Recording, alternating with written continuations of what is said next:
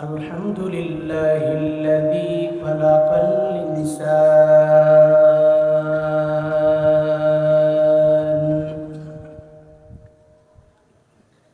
وكرم وعلمه من البيان ما لم يعلم فسبحان الذي لا يحصى امتنانه باللسان ولا بالقلم ونشهد أن لا إله إلا الله وحده لا شريك له لا ضد له ولا ند له ولا مثل له ونشهد أن سيدنا وسندنا وحبيب ربنا وطبيبنا وطبيب قلوبنا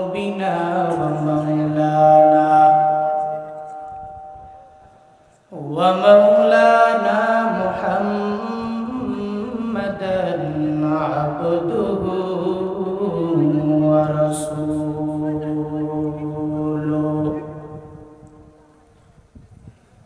صلى الله تعالى عليه وعلى آله وأصحابه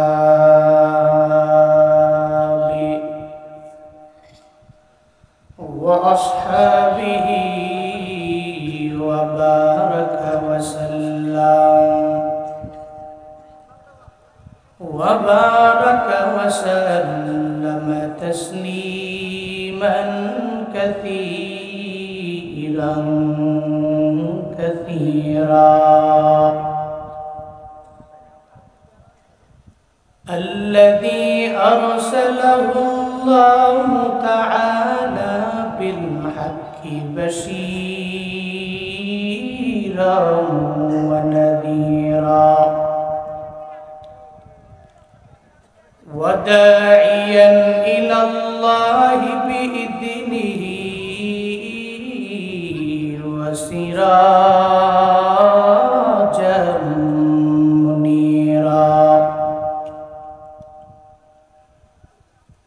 وبعد فأعوذ بالله من الشيطان الرجيم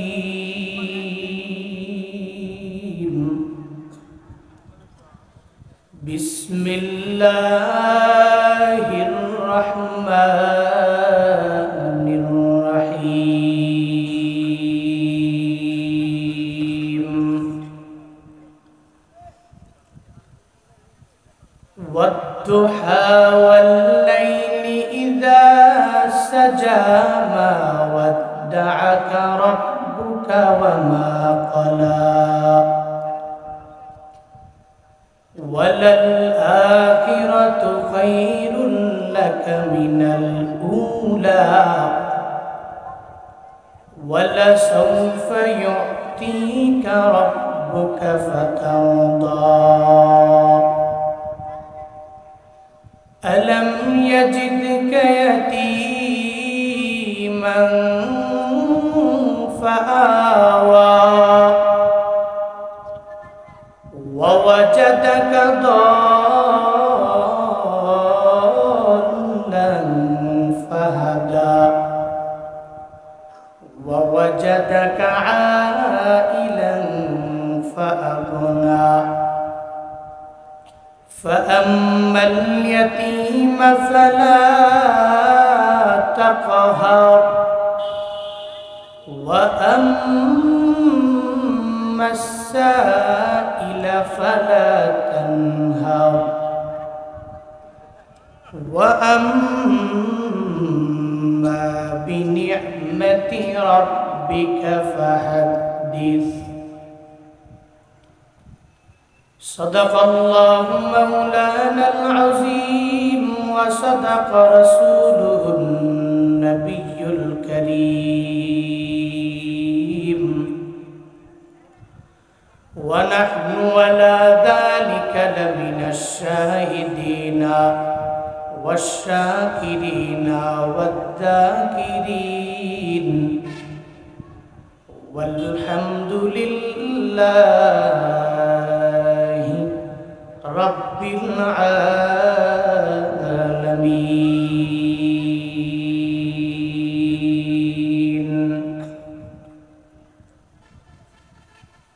اللهم صل على محمد النبي الأمي وعلى آله وسلم تسليما. سبحانك لا علم لنا إلا ما علمتنا إنك أنت العليم الحكيم.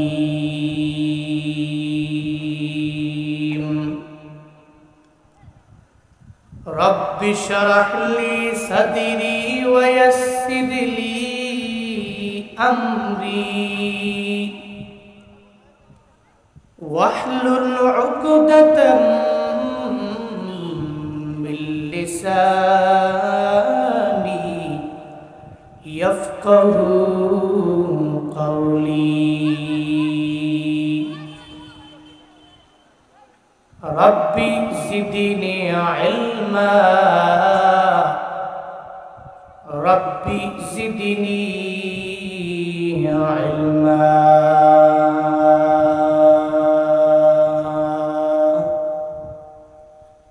ربي زدني علما.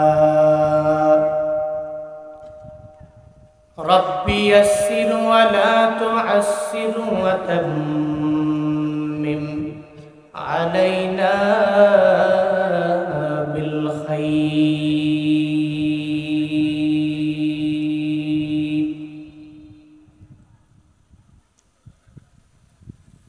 कौनैन का मुख्तार खुदा तुमको बनाया, कौनैन का मुख्तार खुदा तुमको बनाया, उम्मत की निगाहबान खुदा तुमको बनाया, उम्मत की निगाहबान खुदा तुमको बनाया।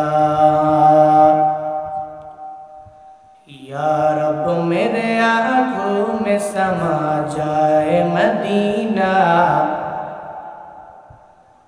या रब मेरे आँखों में समा जाए मदीना। मुद्दत से मेरे दिल में तमन्ना है मदीना,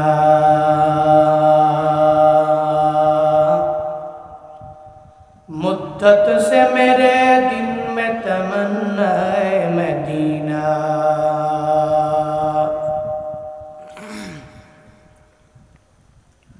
अल मद्रसातुल इस्लामिया बहरुल उलूम हाजराहाटी मद्रसार उन्नयन कल्पे आयोजित 22তম বার্ষিক ওয়াজ ও দোয়ার মাহফিলের আজ 25শে অক্টোবর 2024 মুতাবাররাক এই মজলিসের সম্মানিত সভাপতি, সিরাজগঞ্জ জাতীয় বিশ্ববিদ্যালয়ের সম্মানিত অবসরপ্রাপ্ত ইংরেজি বিভাগীয় প্রধান জনাব প্রফেসর আলহাজ মোহাম্মদ জাহাঙ্গীর আলম আকবর সাহিব, আজকের এই মাহফিলের সম্মানিত সহ সভাপতি জনাব টি.এম. আবুল কালাম আজাদ সাহিব, রাজারামপুর ধনুট বগুড়া, আজকের এই মাহফিলের সম্মানিত প্রধান অতিথি গাজীপুর উপজেলা বিএনপি সম্মানিত সভাপতি জনাব মোহাম্মদ সেলিম রাজা সাহিব, আজকের এই মাহফিলে আমার পূর্বে কোরআন এবং হাদিস থেকে দিক নির্দেশনামূলক বাণী আপনাদেরকে শুনিয়েছেন বিশিষ্ট ইসলামী চিন্তাবিদ ও মুফাসসির কোরআন হযরত মাওলানা আবু ইউসুফ মোল্লা সাহেব দামাত বরকাতুহুম টাঙ্গাইল। কথা বলেছেন আলোকিত সুরের ধ্বনি শিল্পী গোষ্ঠীর পরিচালক এস এম হাফেজ কারি সেলিম রেজা ফারুকি সাহেব দামাত বরকাতুহুম। আজকের এই মাহফিলে বিশেষ অতিথিবৃন্দ অনেকের নাম রয়েছে, প্রত্যেকেই জ্ঞানী গুণী সুশীল সমাজের অন্তর্ভুক্ত। প্রত্যেকের নাম যদিও আমি না বলছি, কিন্তু এই মানুষগুলো যদি মাদ্রাসার জন্য, কোরআনের জন্য, ইসলামের জন্য কাজ করেন, ওনাদের নাম বললেই কি হবে, না বললেই কি হবে? একজন তো জানেন, তিনি কে? নাকি এতে কোনো সন্দেহ আছে? আমরা বললে দাম বাড়বে, না বললে দাম বাড়বে না, এটাই কি দাম বাড়া কমার মানদণ্ড? বক্তার নাম যদি একেবারে উপরে দেয়, বক্তা অনেক বড় বক্তা, নিচে দিলে বক্তা ছোট বক্তা, এটাই কি বড় এবং ছোট হওয়ার মানদণ্ড? কে কতটুকু বড়, কার ভিতরে একনিষ্ঠতা কতটুকু পরিমাণ বেশি, এই ব্যাপারে আল্লাহ পাক ভালো জানেন। এজন্য নাম দেওয়ার ক্ষেত্রে অনেকে দেখছি বাংলাদেশে অনেক ভালো বয়োজ্যেষ্ঠ ভালো আলেম অনেক সময় রাগারাগি করে, নাম আমার কেন নিচে দিছ, কেন উপরে দাও নাই? উপরে নাম না দিলে আমি এই প্রোগ্রামেই যাব। মূলত নাম দেওয়া না দেওয়া, উপরে দেওয়া, নিচে দেওয়া, মাঝে দেওয়া, এটার ভিতরেই কবুলিয়াত নয়। আল্লাহ পাক রব্বুল আলামিন যেই বান্দাকে কবুল করেন, আল্লাহ চান যে তাকে সম্মানিত করবেন, এটা আল্লাহই করতে পারে। দুনিয়ার কোনো ব্যক্তি বললেও যে বেড়ে যাবে, না বললে যে কমে যাবে, বিষয়টা এমন নয়। কারণ আল্লাহ তো বড় বক্তা দেখে না, অনেক সুন্দর মানুষ দেখে না, আল্লাহ দেখে বান্দার দিন, বান্দার একনিষ্ঠতা। যদি আল্লাহ দেখতই বান্দার সৌন্দর্য, তাহলে হযরতে বেলাল এত দামি হইত না। যদি আল্লাহ দেখতই বান্দার উপরের সৌন্দর্য, তাহলে নবীজির সাহাবী আসওয়াদ এত পরিমাণে দামি হতো না। এই জন্য আল্লাহ দেখে বান্দার দিন, বান্দার অন্তর। আজকের এই মাহফিলের আয়োজন যারা করেছেন, শুরু থেকে নিয়ে পর্যন্ত আছেন, যারা কথা বলেছেন, আল্লাহ প্রত্যেককে দুনিয়া আখিরাত উভয় জগতে কল্যাণ কামীদের অন্তর্ভুক্ত বানায় দেন। সকলেই পড়ি আমিন। আর একটু আওয়াজ করে পড়েন আমিন। ভাই সব আমাকে শুরুতে কিছু প্রশ্নের জবাব দেন। আজকের এই মাহফিলে আসার মতো, বসার মতো তৌফিক দিয়েছেন কে? আল্লাহ। আমাকে কথা বলার মতো শক্তি দিচ্ছেন কে? আল্লাহ। আপনাকে কথা বলার মতো শক্তি দেন কে? আল্লাহ। চলার মতো অ্যাবিলিটি, সামর্থ্য দেন কে? আল্লাহ। জোরে বলেন না কে? আল্লাহ। আল্লাহই তো বান্দাকে দিতে পারে।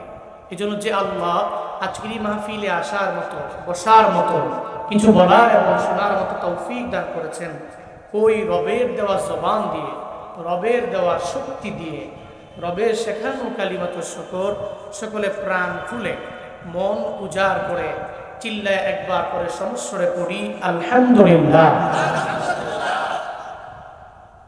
সকলে আমার সাথে পড়ুন, রব্বানা লাকাল হামদ হামদান কাসীরান তাইয়িবান মুবারাকান ফি, ইয়া রাব্বি লাকাল হামদু কামা ইয়ানবাগি লিজালালি ওয়াজহিকা ওয়া আযীমি সুলতানিকা, লাকাল হামদু বিল কুরআন লাকাল হামদু বিল ইসলাম, লাকাল হামদু বিল ঈমান। একটু উচ্চ স্বরে বলেন তো, আমরা প্রশংসা করলাম কার? কিছুগুলা মানুষ আল্লাহর সাউন্ড দিলে তো আরো জোরে হওয়ার কথা। সবাই বলেন প্রশংসা করলাম কার? আল্লাহর প্রশংসা করলে লাভ না লোকসান, উপকার না অপকার? আল্লাহর প্রশংসা মুমিন শুধুমাত্র অসুস্থ হলেই করে নাকি সুস্থ হলেও করে? মুমিন শুধুমাত্র গরিব অবস্থায় করে নাকি ধনী হলেও করে?